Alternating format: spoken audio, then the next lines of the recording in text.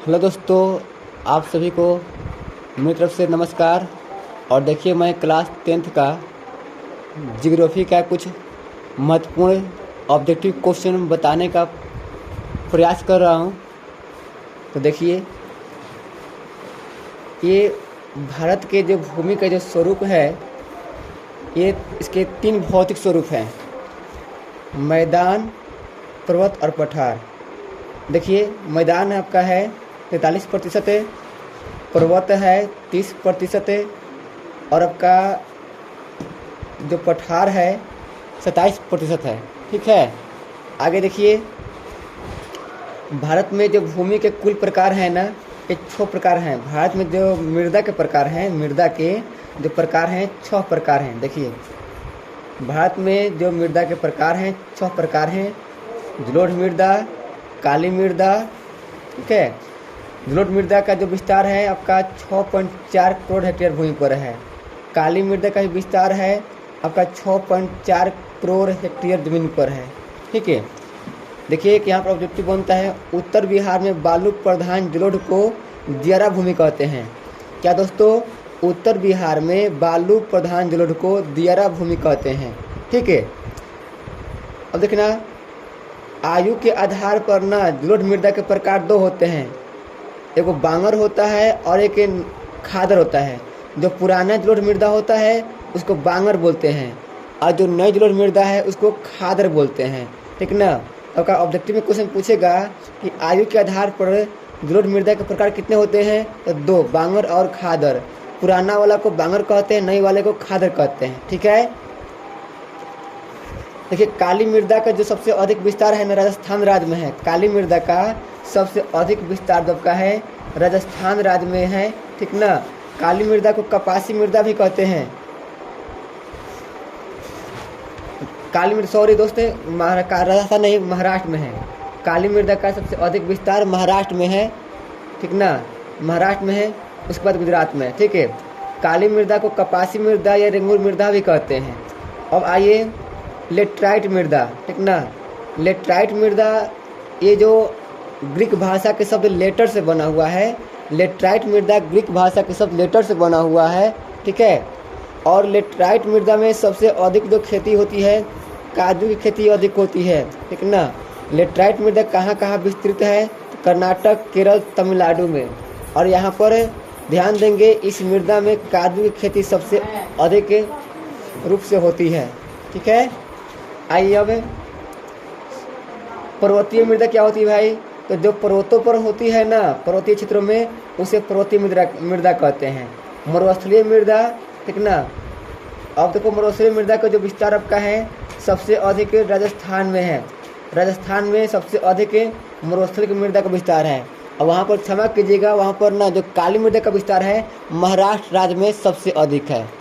ठीक है, मरुस्थलीय मृदा राजस्थान में और काली मृदा महाराष्ट्र में।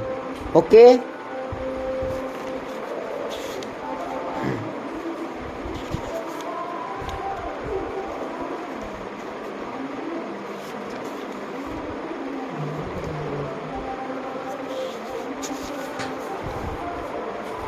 देखना, पर्यावरण को संतुलित करने के लिए 33% भाग पर वन का विस्तार होना चाहिए। पर्यावरण को संतुलित रखने के लिए 33% वन का विस्तार होना चाहिए। हरियाणा में कुल भूमि का 80% जो भूमि है यहाँ पर कृषि होती है। पंजाब और हरियाणा में 80% भूमि पर कृषि होती है। ठीक है, और अब हम आते हैं इतिहास की दुनिया में। कुछ ऑब्जेक्टिव क्वेश्चन को देखेंगे एक बहुत ही कम समय में। ठीक है, बताने की कोशिश करेंगे। तो देखिए, फ्रांसीसी क्रांति हुई थी 1789 में। फ्रांसीसी क्रांति दोस्तों हुई थी 1789 में। ठीक ना? वियना सम्मेलन, ऑस्ट्रिया की राजधानी वियना है। ऑस्ट्रिया की राजधानी वियना है। और वियना में सम्मेलन कब हुआ था? 1815 में। वियना सम्मेलन 1815 में हुआ था। ठीक है, देखना, और जो जर्मनी था प्रारंभ में 39 रियासतों का महासंघ था। जर्मनी जो था 39 रियासतों का महासंघ था। ठीक है गाइज,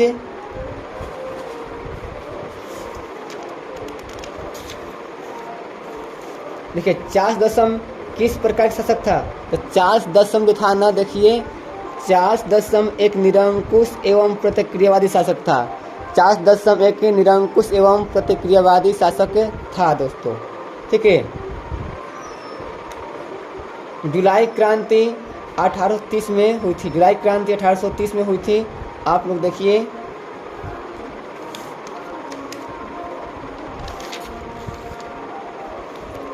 ये देखिए मेजनी है, मेजनी तो मेजनी साहित्यकार गणतांत्रिक विचारों के समर्थक थे। और ये ना, ये 1831 में यंग इटली का स्थापना किया, यंग इटली का स्थापना किए। 1834 में यंग यूरोप के स्थापना किए थे। 1831 में यंग इटली का, 1834 में यंग यूरोप का। चलिए आगे बढ़ते हैं फटाफट। और देखिए काउंट काबूर को विक्टर इमैनुअल ने प्रधानमंत्री पद पर नियुक्त किया था। काउंट काबूर को विक्टर इमैनुअल ने प्रधानमंत्री पद पर नियुक्त किया था दोस्तों, ठीक है। और ये देखिए गैरीबाल्डी हैं, गैरीबाल्डी जो कि पेशे से नाविक थे। ये महान क्रांतिकारी थे और सशस्त्र क्रांति के द्वारा इटली को एकीकरण में अपना महत्वपूर्ण भूमिका निभाया था। ये पेशे से नाविक थे, ठीक ना। क्या थे बच्चों? ये पेशे से नाविक थे और ये ना मेजनी के विचारों के समर्थक थे शुरू में, ठीक ना। और बाद में काउंट काबूर के प्रभाव में आ गए थे, ठीक है। गैरीबाल्डी पेशे से नाविक थे। अब आइए, ये काउंट काबूर की मृत्यु 1862 में हुई थी। काउंट काबूर की मृत्यु कब हुई थी? 1862 में। अब देखिए इटली का एकीकरण जो हुआ था ना 1871 में संभव हुआ था। इटली का एकीकरण 1871 में पूरा हुआ था, जो कि मेजनी, काउंट काबूर और गैरीबाल्डी के प्रयासों से हुआ था। अब देखिए जर्मनी मध्यकाल में ना, जर्मनी मध्यकाल में 300 छोटे छोटे राज्यों में बटा हुआ था, ठीक है, विखंडित था, ठीक ना। यहाँ पर एकता की गुंजाइश की कोई संभावना नहीं थी, लेकिन बिस्मार्क के प्रयासों से जर्मनी का एकीकरण हुआ। अब देखिए कुछ बुद्धिजीवियों का नाम दिया गया, जर्मनी के कुछ बुद्धिजीवियों का नाम और किसान कलाकारों का नाम। हीगेल, कांटे, हमबोल्ट, आर्डेंट, जैकब ग्रीव, ये क्या थे? कुछ महान जर्मनी के बुद्धिजीवी एवं कलाकार थे, ठीक है।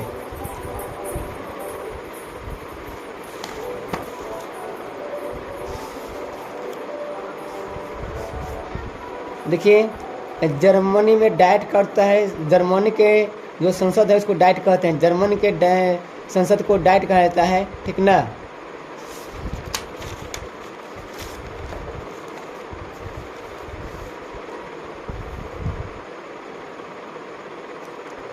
अब देखना 1866 में सोडवा का युद्ध हुआ था, 1866 में सोडवा, ठीक है।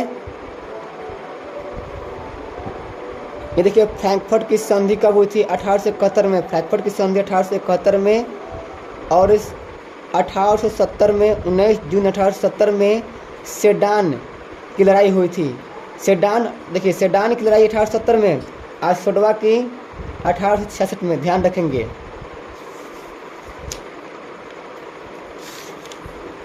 ये जो देखिए बिस्मार्क जो है ना, रक्त और लौह की नीति का अवलंबन किए थे। बिस्मार्क जो थे ना, ये रक्त और लौह की नीति का अवलंबन किए थे, ठीक ना।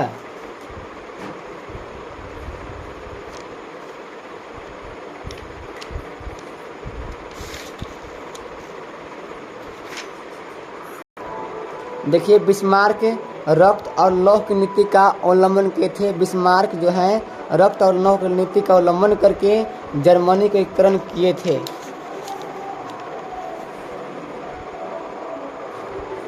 और देखिए 1829 में एड्रियानोपल की संधि हुई थी तुर्की देश के साथ। किसके साथ? तुर्की देश के साथ, ठीक है। और देखिए इस पाठ के कुछ प्रश्न उत्तर ऑब्जेक्टिव कर ले हम। इटली और जर्मनी, इटली और जर्मनी वर्तमान में यूरोप महाद्वीप में के अंतर्गत आते हैं, यूरोप महादेश के अंतर्गत आते हैं, ठीक ना। और देखिए फ्रांस में किस वंश की पुनर्स्थापना वियना कॉन्ग्रेस के द्वारा की गई? फ्रांस में किस शासक के वंश की पुनर्स्थापना वियना कॉन्ग्रेस के द्वारा हुई थी? तब का है बुर्बो वंश होगा, ठीक ना। मेजनी का संबंध किस संगठन था, तो मेजनी का संबंध आपका था कार्बोनरी से था, कार्बोनरी, ठीक है। इटली एवं जर्मनी के एकीकरण के विरुद्ध कौन था, तो ऑस्ट्रिया, ऑस्ट्रिया था इटली और जर्मनी के एकीकरण का विरुद्ध था। काउंट काबूर को विक्टर इमैनुअल ने किस पद पर नियुक्त किया, तो प्रधानमंत्री। कौन सा पद, प्रधानमंत्री। गैरिबाल्डी क्या था, फिर से नाविक था। देखिए नाविक आपका था ना, नाविक था, अभी पढ़ाए हैं जस्ट अभी। जर्मन राज्य का निर्माण किसने किया था, तो नेपोलियन बोनापार्ट। कौन होगा दोस्तों, नेपोलियन बोनापार्ट। अभी देखिए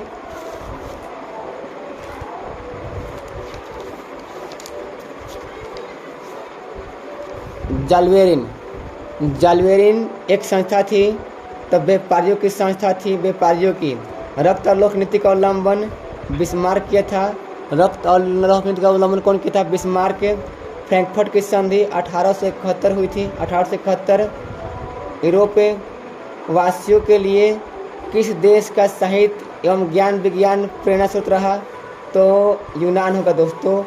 1829 में एड्रियानोपल की संधि, 1829 में एड्रियानोपल की संधि तुर्की के साथ हुई थी, तुर्की के साथ।